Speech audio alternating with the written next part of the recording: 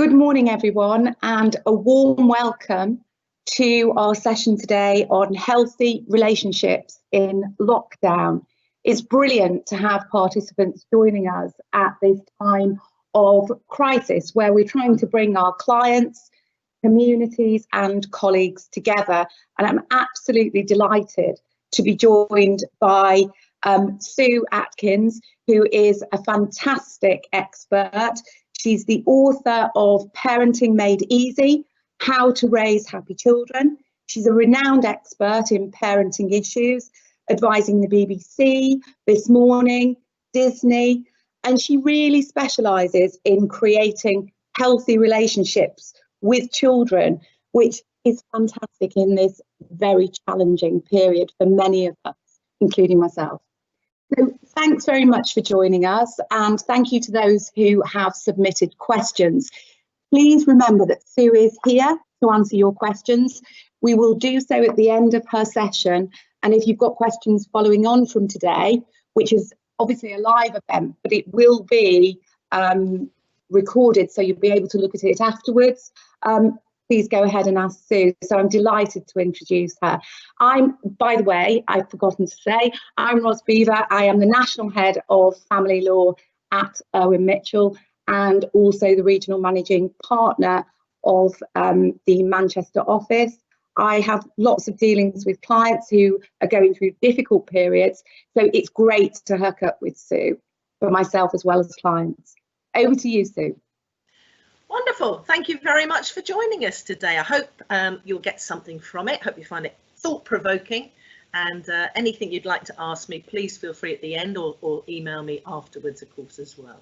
This is just a selection of some of the things that I do, who I am and where I've been and all that sort of thing. I write copiously and I broadcast and I do a podcast and all sorts of stuff because I'm passionate about parenting. So let's have a look at healthy relationships during lockdown. Let's have a look at the next slide. There we go. So remember, a relationship is not a place you go to get something. Actually, with a slight change of mindset, it's actually a place you go to give. And that's from Tony Robbins, the peak performance coach that I'm trained by, actually. Now, as couples spend more time in the same space during the COVID-19 lockdown and beyond, and as we come out and the reopening of our world, it's not surprising that tensions sometimes arise. Anxiety about work, disrupted routines, obviously childcare issues, lack of social connections, and the struggle to be productive at home may of course lead couples to vent their frustrations on each other. So under this level of strain, it's natural to become impatient or irritated with one another at times, even in a solid partnership. But in a more fragile, unstable relationship, the situation will inevitably magnify existing tensions and bring those to the fore or bring those up to the boil.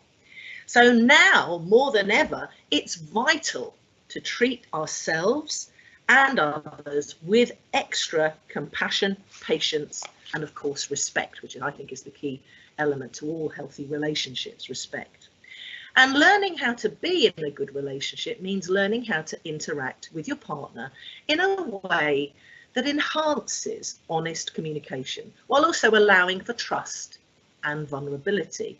And you're also then, of course, trying to juggle homeschooling, some of you, schools reopening and working from home.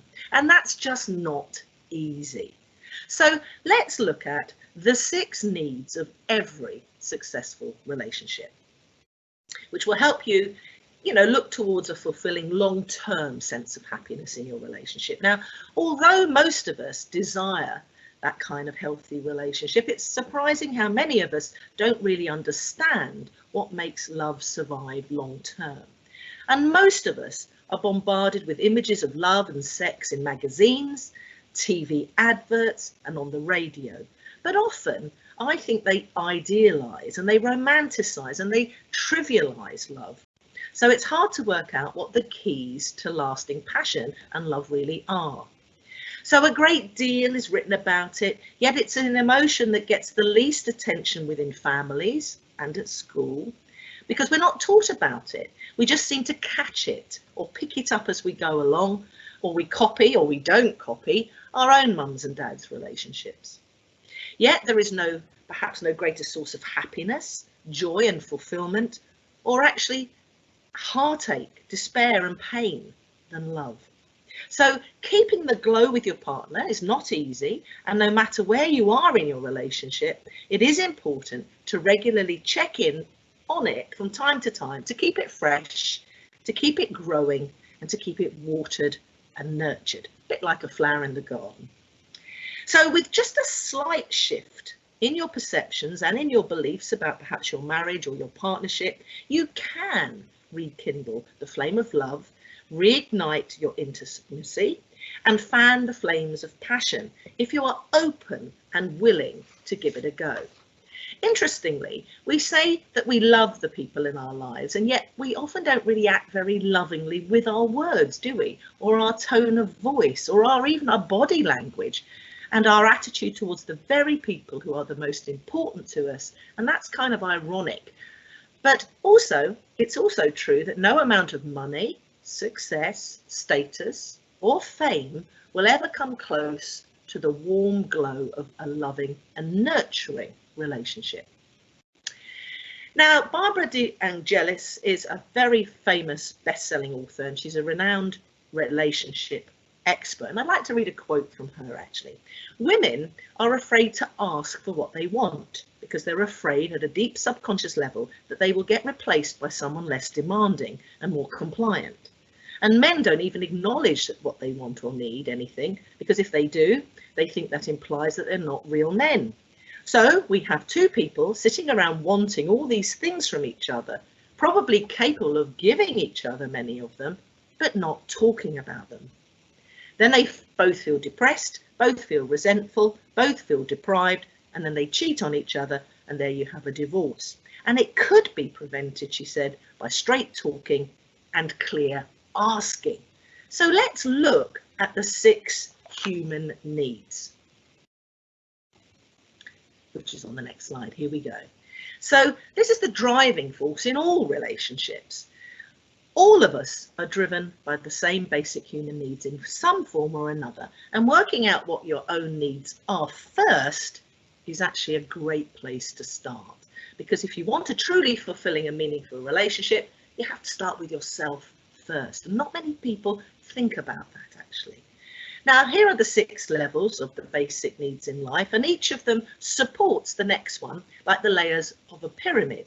So if one need is not being met, then it's very difficult to have a truly fulfilling relationship. You can study those and have a look at those later if you want to.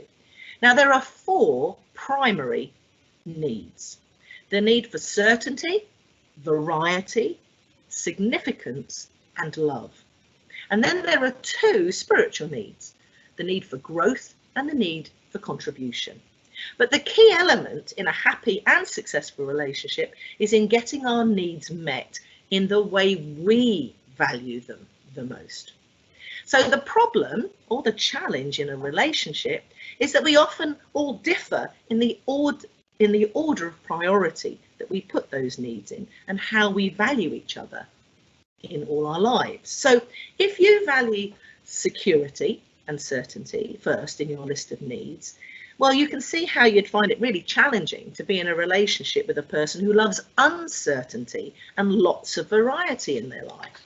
So the secret is to understand where you truly are, where you feel most comfortable, and then think about how that influences your life and your relationship so that you can learn how to expand the choices that are available to you.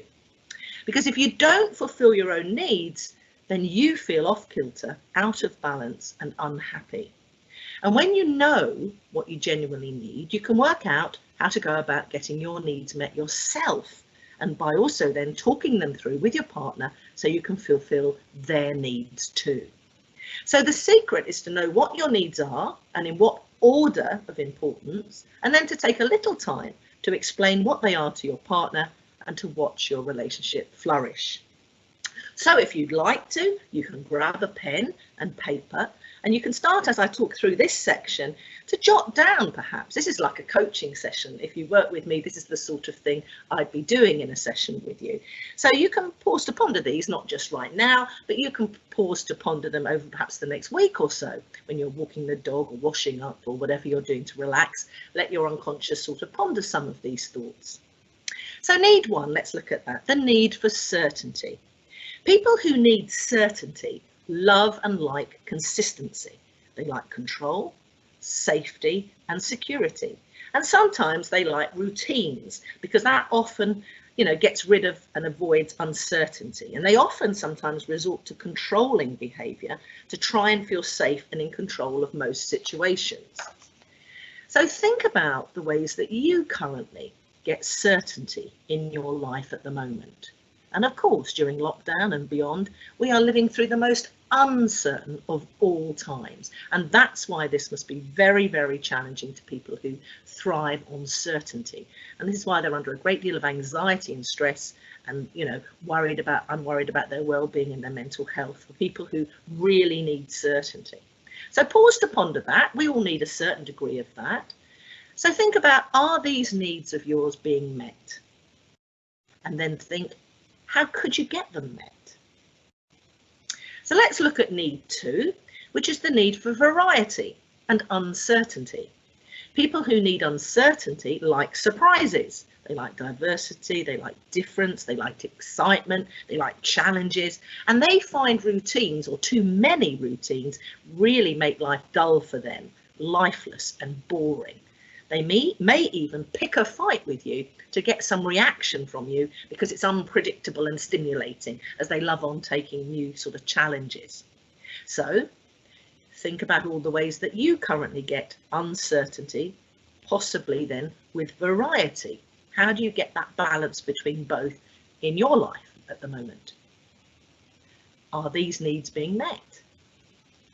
So how could you get these needs met?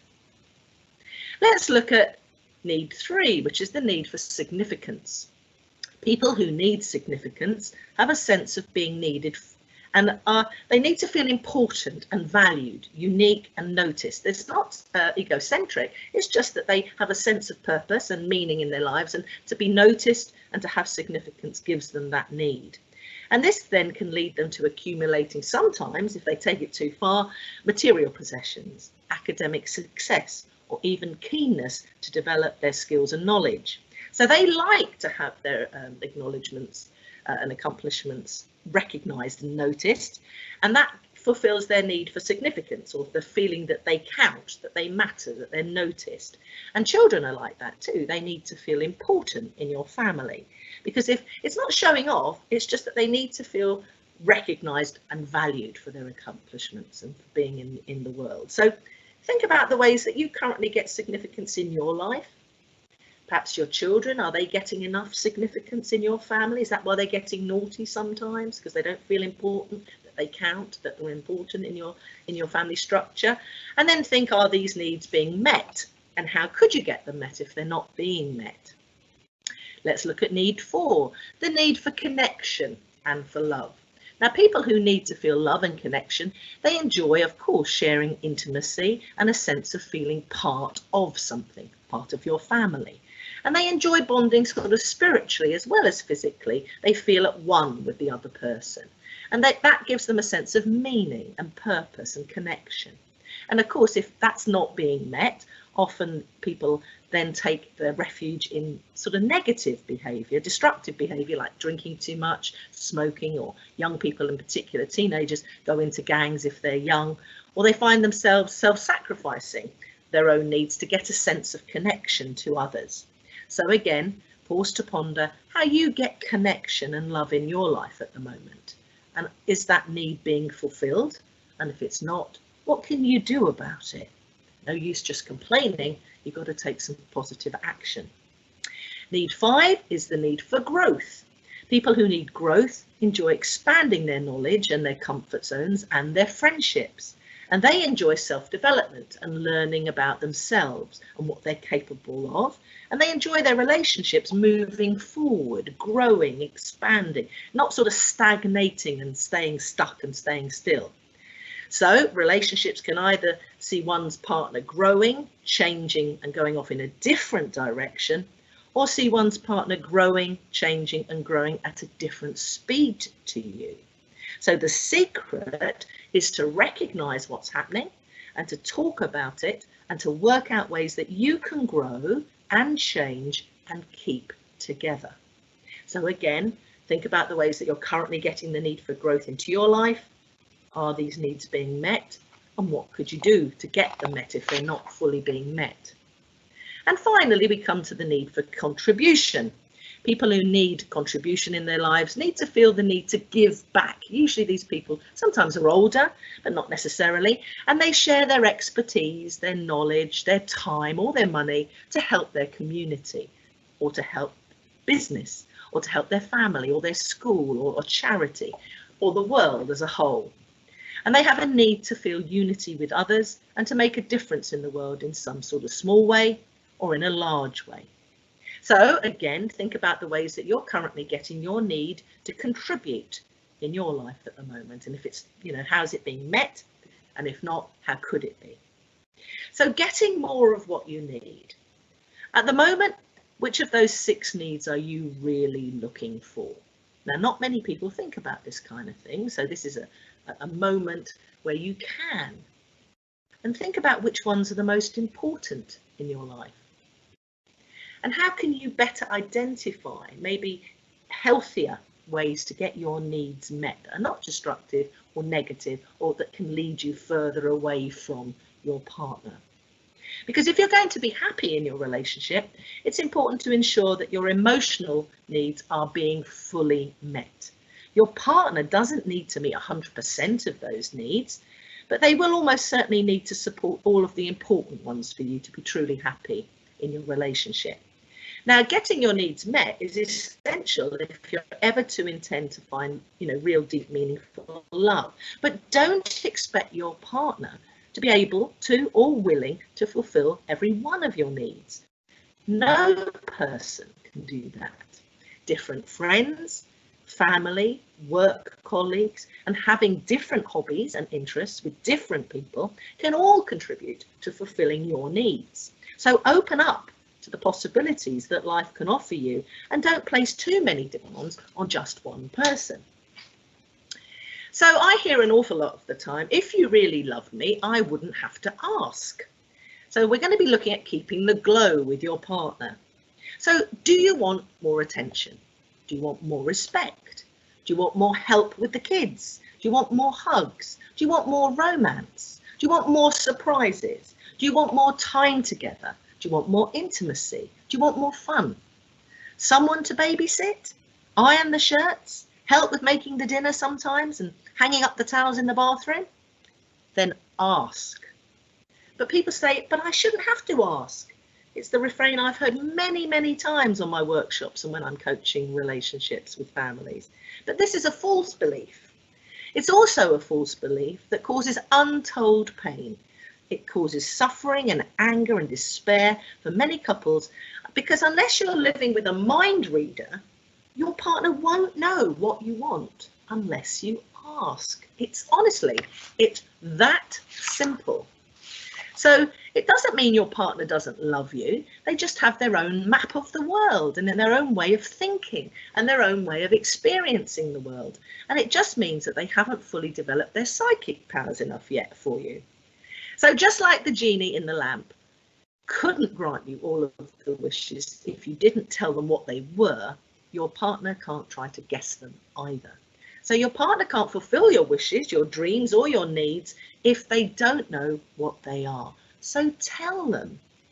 Men really are from Mars and women really are from Venus if you don't spell out what you want. And if you really love me, I wouldn't have to ask is actually not true. It's entirely possible that your partner loves you to bits, but their idea of a good night out is a beer and a curry, and yours is champagne and smoked salmon. So be specific. Give your partner a chance to respond in the way you'd like them to, and don't expect them to be a mind reader. If you want a picnic by the sea, ask for it. If you want to go horse racing, ask for it. So don't nag, don't whine, don't complain, don't criticise, don't be a martyr. Just simply, pleasantly, cheerfully and respectfully ask. Don't tell, don't boss, don't demand and don't shout. Just ask and let the magic begin. Now, I have an article, I've written loads of articles, they're blogs on my website, around this particular one, which is the permission to criticise your partner exercise, or working out what you really need. Now, if you're interested in this helpful exercise, I do it with lots of parents that I work with one-to-one. You can find out more about it on here. It's on my website. It's called the Permission to Criticise Your Partner exercise, but really it's about you. And it's discovering what exactly are your needs. So if you want to go into a bit more detail around this concept, grab a cup of coffee and a pen and paper, and you can start quietly to let it out all on a piece of paper, you know, free from anybody reading it necessarily. It's about clarity, you know, and direction and confidence for you. So if you look that up, on my slides, it's got the link to it. But if you go and find it on my website, it's called the Permission to Criticise Your Partner exercise, because taking responsibility for filling your own needs is really important, as I keep on saying. And everything you want and need is waiting for you. So just start recognizing what you need, asking for it to be met, and embrace life and love with arms both wide open. Now, let's look at something else. I love this picture. I just think this is fantastic. So grow old with me. The best is yet to come. There are 6 levels of love in a relationship, and not many people know about studying this kind of stuff. So let me open it up to you to pause to ponder. 1 is a wonderful relationship with love and passion. 2 is a relationship with love, but little or no passion. 3 is a relationship with not much love and not much passion. 4, you're already planning your escape strategy. 5, you're not currently in a relationship, but you'd like to be in one. Or 6, you're not in a relationship and you don't want to be in one. Again, I have an article called Topic of the Month, Grow Old with Me. And you can go and have a look at that to explain a little more about those levels of love. And if you want to, you know, I haven't got time here to go into all those details. Let's look at trying something new. One reason why relationships get stale and go off the boil and become boring is that couples get stuck in a rut of routine, and having children often takes away that spontaneity that keeps love fresh and exciting and expanding and growing. And let's face it, in lockdown, you know, certainly at the beginning and certainly through the middle sections of lockdown, these were very, very challenging times. And, you know, coping with homeschooling, coping with elderly parents, coping with social distancing, not shopping for food unless you really had to go out, really put family relationships under enormous pressure. But over the time also it started to unlock, and people discovered that dad was home more, people were eating together, people were sharing and laughing and doing quizzes. So some relationships thrived, but not all. So, you know, I also think trying something new lifts the spirit. So doing something the same over and over again becomes uninteresting. It becomes tedious and sometimes depressing in its predictability. And some people feel that their need for variety is not being met. And that's when couples start to drift. Maybe only 2 millimeters apart to start with, but over time that small gap gets wider and wider and you find yourself in very different places. So the discipline is finding the gift in everything and in all your circumstances, because it's very easy to get caught up in the minutiae. But sometimes it's necessary to look at the grand, bigger picture and work your way out of the details and into creating the ultimate love that's long-term and lasting. It's about an intention. But again, we don't learn this stuff at school. We don't really have much help for it. And in England, we say, oh, we don't like that counselling kind of stuff. My work is all around coaching, though. It's about looking forward, not looking back. But, you know, a lot of people go, oh, I don't know if I want to go and do that sort of thing. But it's a really good way of helping create something new and freshen up your relationship, because you change from when you're 20 in your 30s and 40s and up to your 60s and 70s and 80s. So you have to be in a good relationship to look at that emotional control and try and find meaning in what it is. So everything actually is a gift. There's been gift in lockdown if you look for it. You may not just see it at the time. But if you can work with your partner to see the beauty, even in these darkest times, you can create a deeper bond that brings you even closer together. So today, or this week, actually, this week I would suggest, try something new. Shake it up a bit. Order a takeaway and eat it in the garden. Do a quiz on Zoom with others when the kids are in bed. Have a bottle of wine and play your favourite Spotify list and dance together like you used to. Let your imagination open up to all the limitless possibilities that will rekindle your connection to your partner. It's not about money. Even in lockdown, it's about mindset.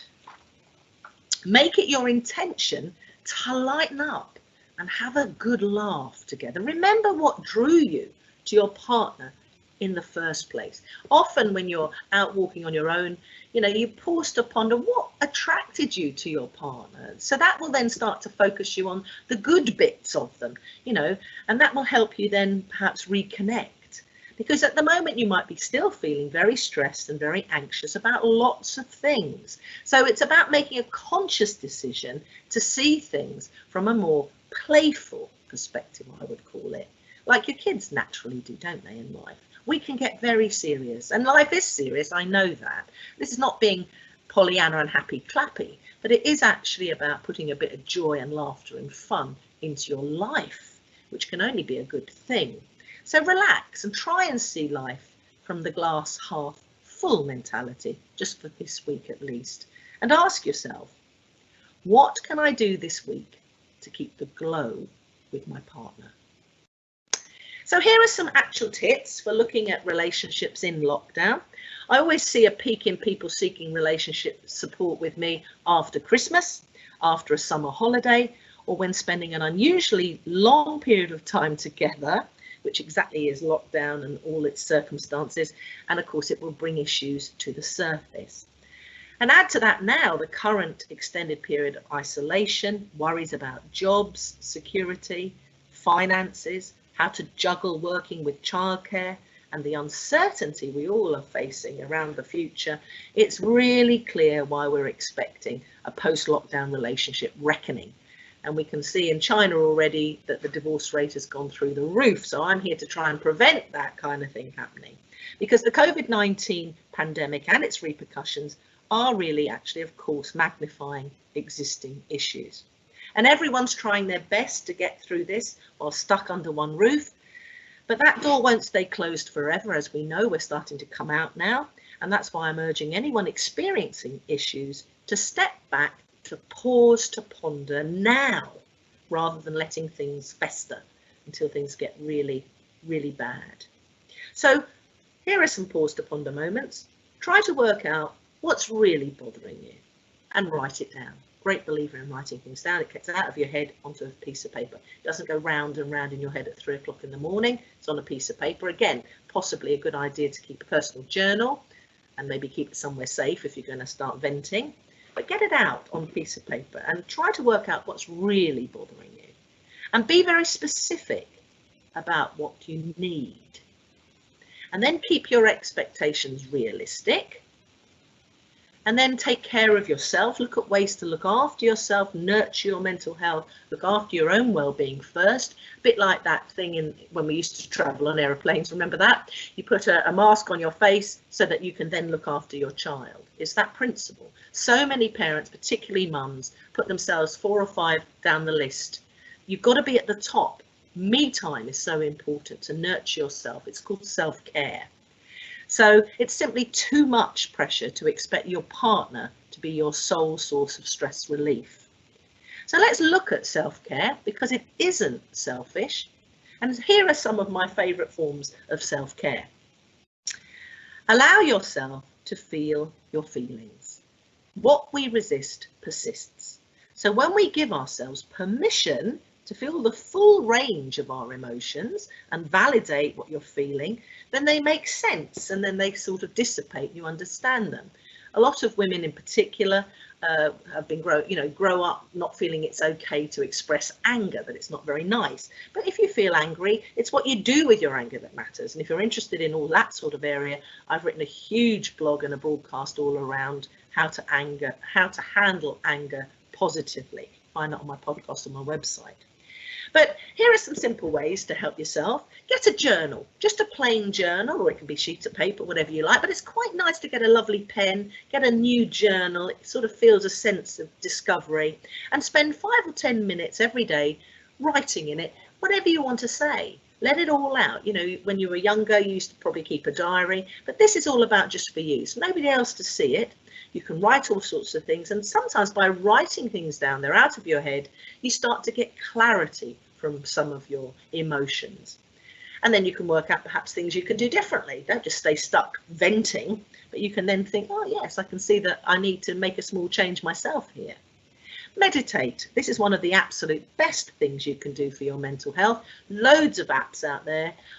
Loads of things on YouTube for free that you can explore if you don't like the person's voice. I particularly like guided meditations that take me off to all sorts of places, that calm the mind, soothe the spirit, and help you relax, which is really important at this time. Move your body.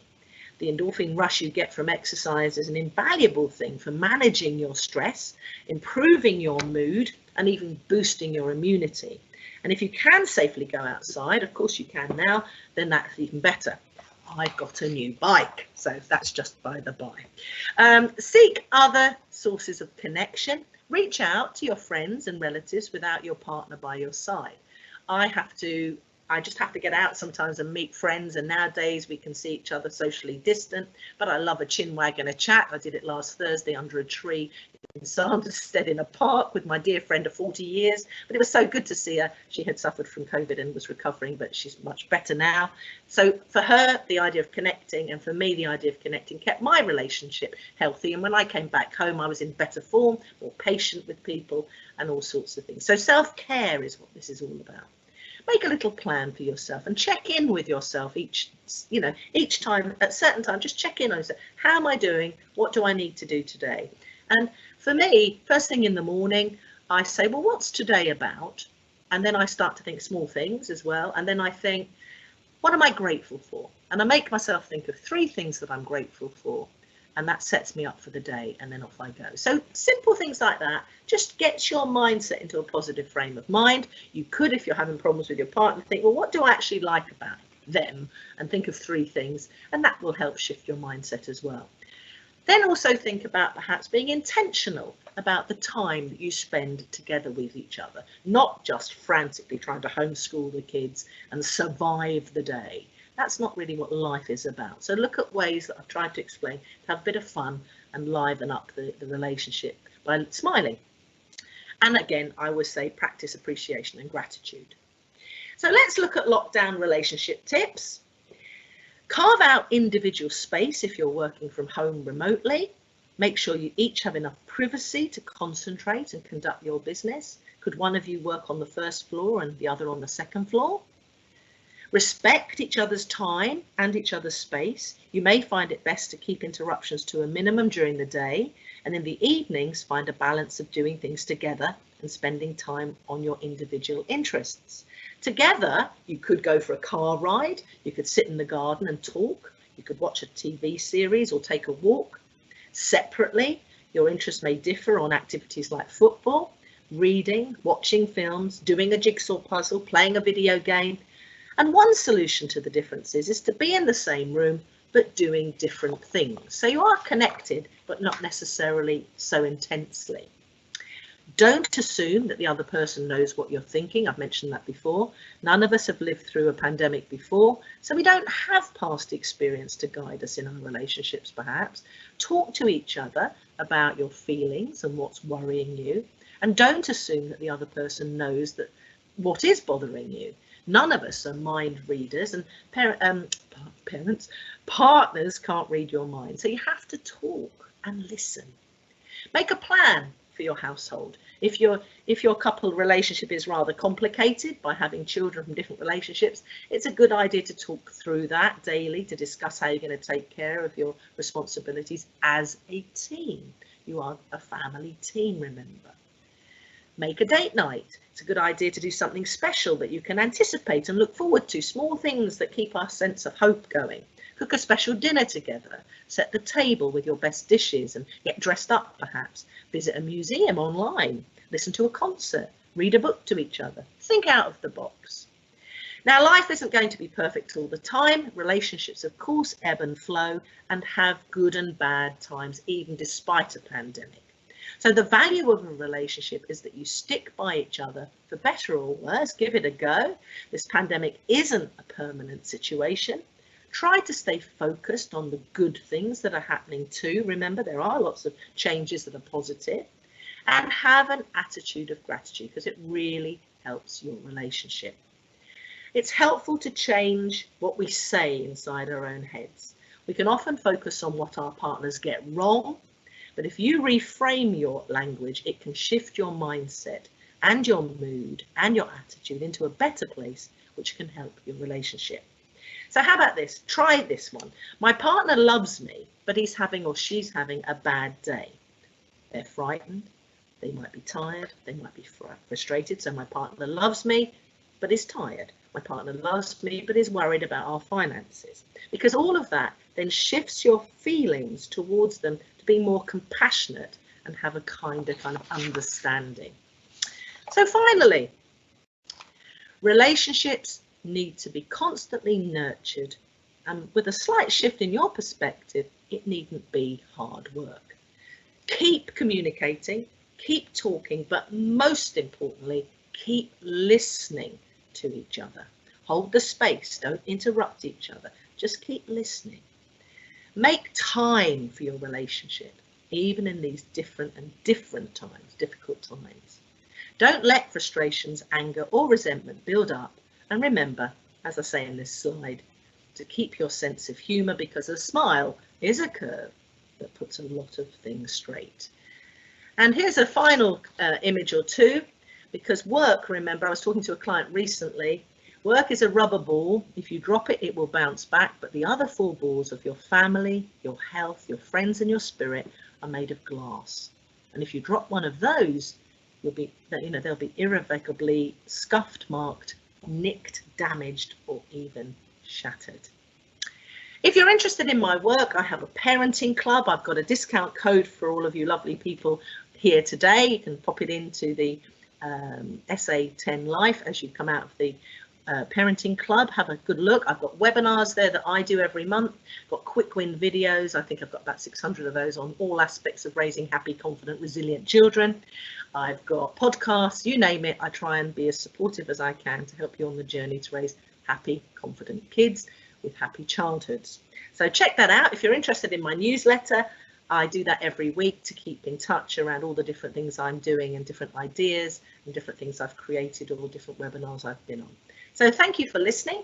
I hope you found it interesting. Please feel free now to ask any questions, and don't forget to follow me on Instagram. I'm all over the place. Instagram, Facebook, LinkedIn, Pinterest, YouTube, you name it.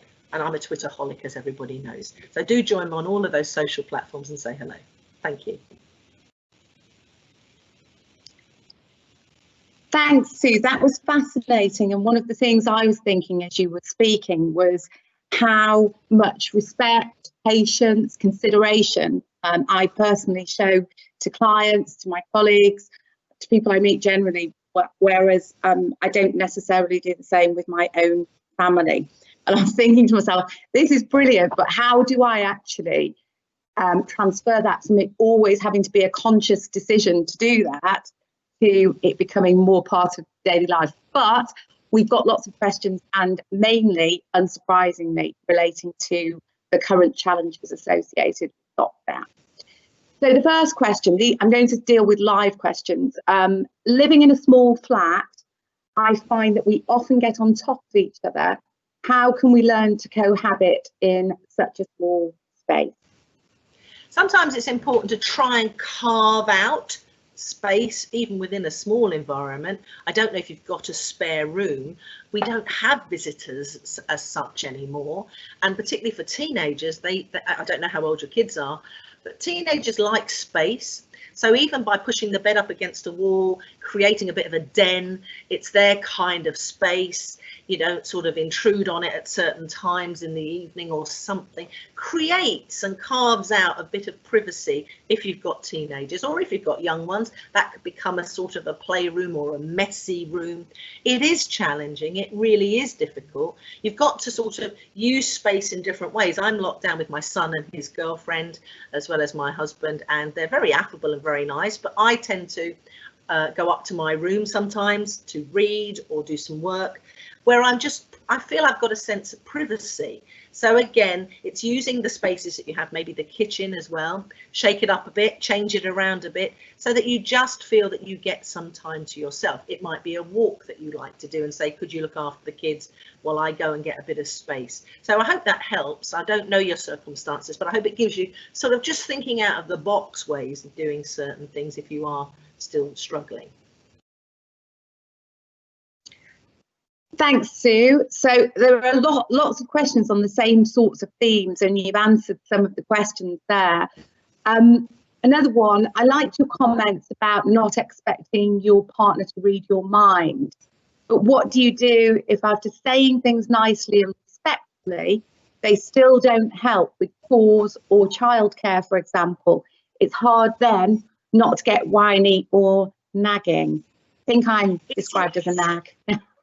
No, absolutely. And so you have to have what I call a family talk time. And I've got a whole list of that, how to run one of those on my blog.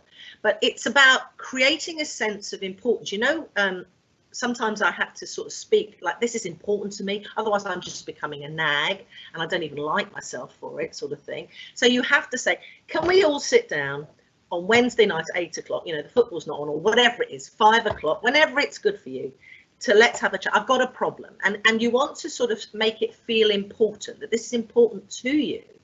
And one of the ways is to sit around the table, hold something so that people don't just talk over each other. Perhaps you could jot down a couple of bullet points of what you would like to say, because when we get flustered, when we get annoyed, when we get resentful, we say things we don't mean and we damage the whole setup.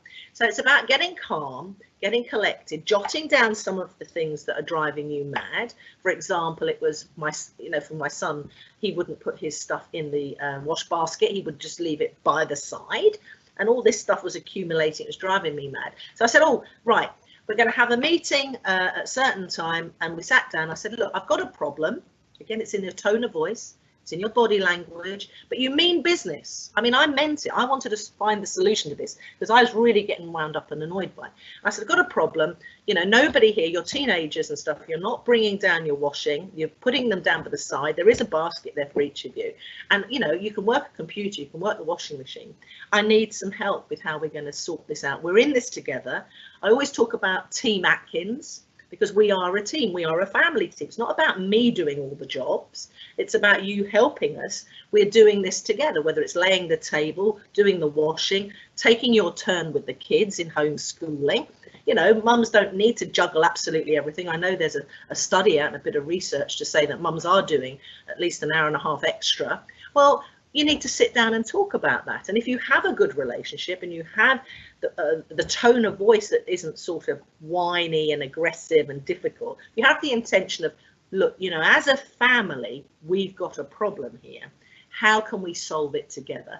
And actually the kids, no matter how old they are, even when my kids were young as 5 and 7, sometimes we used to sort of, you know, they'd hold something so that everybody who held that, what it was, we had a sheep, salt and pepper thing. They held that. They were the ones holding the floor, so no one interrupted them, and they could speak freely about their ideas. And you'll be very surprised how young kids or children as 8 and 9 come up with some very interesting solutions to support you and to work together as a team. So have that intention of, look, we are a team, we're in difficult circumstances. What can we do together to make some changes that make us all feel better? So another one, should couples go to bed angry or on an argument? How do you get over that, Sue? Again, it's an intention, isn't it? Of course, people wind you up and get you cross. Sometimes it's about saying that, and again, saying it in a different way and saying, look, can we sit down and talk about this? And not go to bed. Oh, you just have that policy. We're not going to go to bed angry. We need to sort it out. And again, not escalate it. Last thing at night is not always the best time to have a talk about some of the issues. So get a piece of paper, jot down what is making each of you angry, and then pick a time. I always say strike when the iron is cold, because that's actually when you can be more logical about it. But don't fester on it. You might go to bed, you know, with it on your mind and then wake up and it's not getting a solution. So find a time, carve out and make time to talk about it, because otherwise it will escalate and it just gets worse. And it's not good for you to be going to bed angry, because then you don't sleep well, and then that becomes cumulative and you build up more and more resentment. So it's quite brave. I think you've got to be courageous in relationships. You've got to be kind of vulnerable in some ways. And it's all the way you say it and the words that you use, because you can wind people up. You know, for example, you could say, what's the matter with you? Or you could say, what's the matter with you? You said the same thing, but your tone of voice says a very different thing. So write it down, be courageous, find a good time when it's kind of not, you know, when you're not trying to juggle cooking the dinner and getting the kids to do homework or whatever it is, and have a proper chat about what's bothering you, what winds you up, and what you can do together to sort it out. They're really helpful tips. So it looks like local lockdowns may continue for many months to come. With that, it is hard to feel as though I could achieve growth and variety, two things you mentioned. Yeah. How do you suggest we try and fulfill these, so over a prolonged period? Again, life is about trying to live in the moment. Try and live in the present. It's not taking yourself too far out.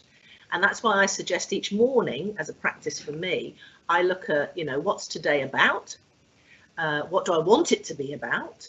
And what am I grateful for? And I have a need for growth and contribution. And so I was thinking about it just yesterday. I was thinking, what book could I read? What course could I do? What webinar could I watch that would fulfill that need, that I feel I've learned something, or I've expanded my knowledge, or I've grown in some very small way? And often I watch a TED talk. You know, I go upstairs around 4:30 or whatever it is, and to fulfill that need for growth, I do that. To fulfill my need for contribution, I will write an article, or I'll do a podcast, or I'll do something that I feel I'm giving back to the world. And we don't all have to be Bill Gates doing extraordinarily big things, but just look at how you can feel a sense of contribution to the neighbour next door doing their shopping, or, you know, phoning a friend, or even a neighbour you don't know who's struggling with their kids, and say, you know, can I help you in any small way? It's about reaching out and making a difference in whatever it is into your community, but definitely staying in the moment helps me mentally. I don't take myself out too far, because I don't know what the future holds. And whilst I'm very positive and upbeat and you know, optimistic about all sorts of things and very enthusiastic, I have to watch myself, because if I watch too much news, if I watch too much of the government guidelines stuff, that just winds me up. So I have to manage what I feed myself in terms of mental health. So that's not what I'm eating, it's what I'm watching and listening to. So again, I hope that helps you just think about what small stuff you can do to keep yourself maybe growing in some small way. This is one that I think is particularly interesting. How do you manage different parenting styles as co-parents, and particularly in these circumstances? Oh, yes. I know, I can sympathise, I understand. I write a lot about that. I work with a lot of people going through that as well. You know, you mums in particular, let's be honest, mums do, you know, do the homework, eat the broccoli, brush your teeth. Sometimes dads, and sometimes they call them Disneyland dads, and it's not all about being horrible to dads, but it's, oh, you know, we stay up really late till 11 o'clock at night, we eat popcorn and we play, you know, PlayStation really late into the night, and, you know, I can do what I like on my phone. These are very challenging things when you're co-parenting. I have a set of cards called Co-Parenting Positively, cards that you can open up and have a look through and think about to help you negotiate co-parenting positively. It is challenging, but if you do the job, you can't ever control another person. This is one thing we just have to make peace with. And the reason you're not together with that partner is because you didn't sing from the same song sheet about a number of things.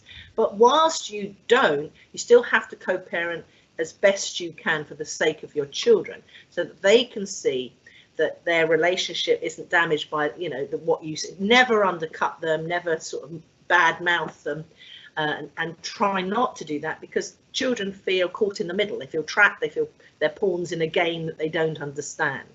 So the thing that you can do is try and take the bigger picture. Your kids will thank you for making them brush their teeth, you know, eat their broccoli and go to bed at a certain time. And really, in 10 years' time from now, will it matter that they stayed up a couple of hours later, you know, on Friday nights doing things? Perhaps it won't matter so much. The difficulty is you have to get into a business-like mode when you're dealing with your ex. Don't laden it with emotions. Don't wish it would be different. Don't wish they'd be a better parent if they're not. Take them from where they're at. Your children will soon learn the different styles.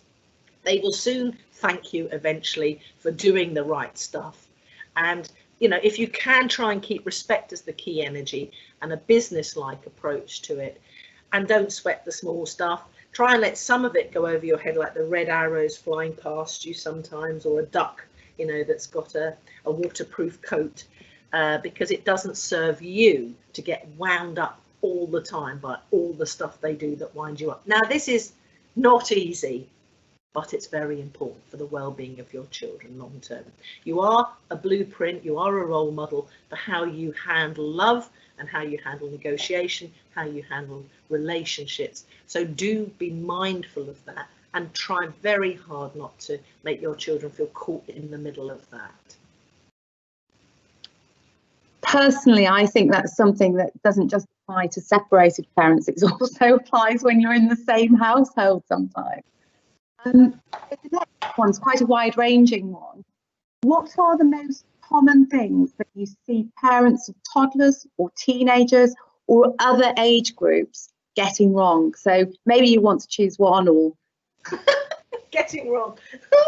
Oh God, I hate finger pointing and judging. I'm here about helping hands.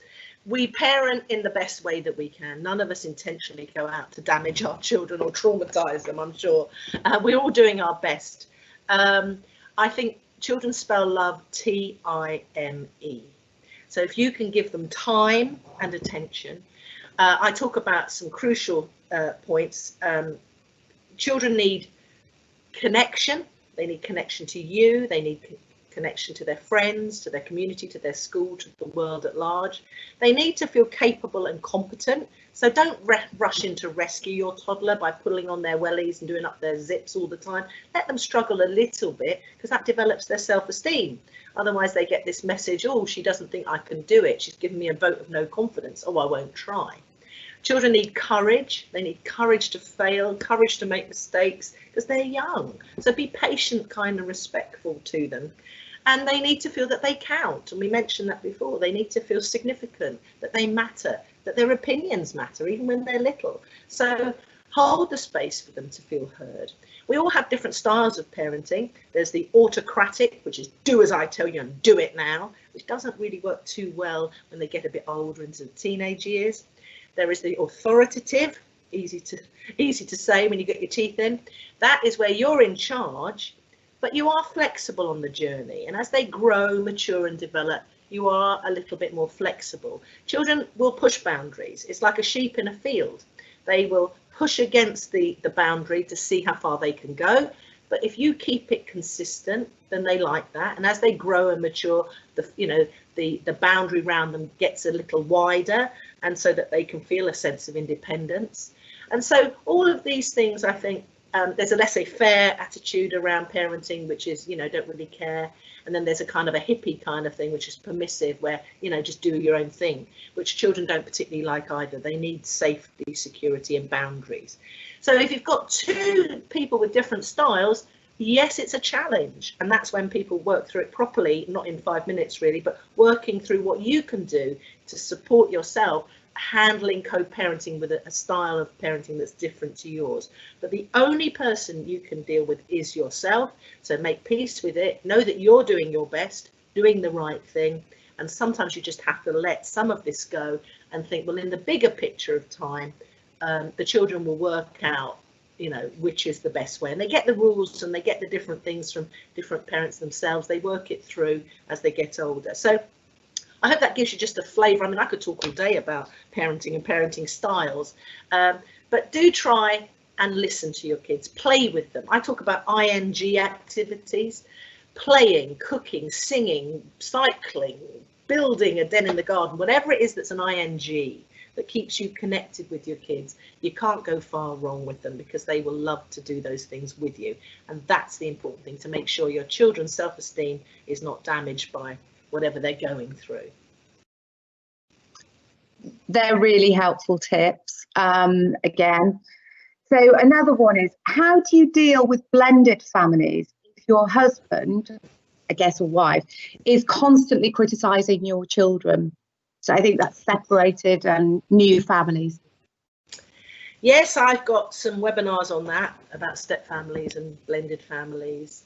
You have to have a sit down. You have to go away from the home if you can, up the road, or sit on a park bench, or, you know, when the kids are in bed. You have to sit down and you have to think about your tone of voice, think about what you want to say, have it written down first so you're not striking in anger. Have your bullet points about what's happening. You are a team. You are a new team. You need to have new ways of thinking about this. You have to talk about the discipline thing. If you're singing from the same song sheet, then it shouldn't bother you that, you know, you've got the same sort of rules. Write down your rules. What are your rules? Do your kids even know what they are? Sit down with your partner, work out what is and what isn't acceptable. One of the first places I start with a couple is to get a piece of paper, fold it in half, write what is acceptable, what isn't acceptable on the other side. Both do it separately. Then you come together to have a chat. And then you say, okay, well, you know, it's in your tone of voice. It's about this. I think we agree on these rules. So then it wouldn't be a source of conflict to you. Judgment and criticism of somebody else's children is not going to build the team relationship that you're looking for. Again, go to my website. I've got some articles about the myths of step families and, you know, all the relationship complexities of that. There's loads of stuff on there that will help you, and some quick win videos as well to go into a little more detail about that. But talk, listen, have the intention to be a team, and that will help. Great. This is one that might be close to quite a lot of people's hearts at the moment, because we've still got some weeks to go until the holidays. How do you motivate a 10-year-old into wanting to learn and have a concentration span of more than 3 seconds when they have no interest in it at all? Okay, I'm a former deputy head and class teacher, so these are unusual times. Perhaps this is a time to develop their interests and their passions and their hobbies broader. We have become obsessed, or we had done, and I'm hoping the reset button on education and all sorts of things will be coming from this time of strange lockdown. But it's about not necessarily the data. It's not about the league tables. It's about lifelong learning and interest. Discover what your child is actually genuinely interested in and take an interest in that with them and explore it with them. And yes, of course, you've got to do some certain things around school and homeschooling. Again, trust your judgment on that. Go alongside them. Sometimes children don't like it because they can't cope with it. They don't understand it. They might find it difficult to read it. You know, they don't want to do huge long periods of it. So break up the day into fun stuff as well, so they've got things to look forward to. So again, build up their concentration with kids. Going alongside them when they were struggling with things often helps them then build it up. So with young children in particular, I'm always thinking like, well, you know, if they don't listen to stories, read a story today and build it up by a minute each day, and by another couple of weeks time they'll be concentrating more on things. But 10-year-olds who are not interested may be finding it hard. So you've got to look at, instead of just coming at it, oh, what's the matter with you? You're not doing it. So, you know, let's chat about this. What have you got to do? How can I help you break this big old project down into small bite-sized steps? And how can I go alongside you to give you a hand with it? What can we do together? So I think that might serve helpful. Again, it's generic and general conversation that I'm giving advice for. But if I can be of any help, you know, contact me and I can help you a bit further. Well, goodness, an hour's gone really quickly, and unfortunately we've not answered all the questions, but I'm sure that Sue will be happy to answer questions separately. It's been fantastic to have you, Sue. Thank you for joining us and for sharing your wisdom. For those of you who are watching, please do have a look at our website. We do events on a weekly basis, similar sorts of events covering all sorts of issues, whether they're legal, financial, practical, emotional at times.